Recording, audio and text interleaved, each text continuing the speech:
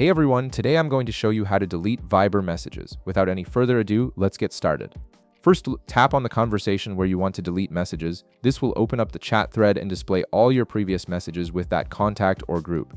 Once you're inside the conversation, you'll see all the messages you've exchanged. Now locate the specific message you want to remove and press and hold on it. After holding for a moment, a menu will pop up with several options for handling that message.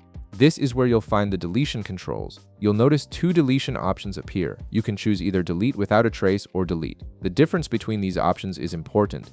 Delete without a trace removes the message completely with no record, while delete offers more flexibility in who sees the deletion. For this example, we'll tap delete to show you the additional options available. After tapping delete, you'll be presented with two more choices.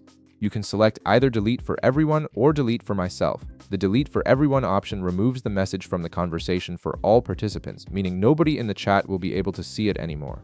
The delete for myself option only removes the message from your view, but other people in the conversation will still see it on their end. For this example, tap delete for everyone to remove the message from the entire conversation. And that's it.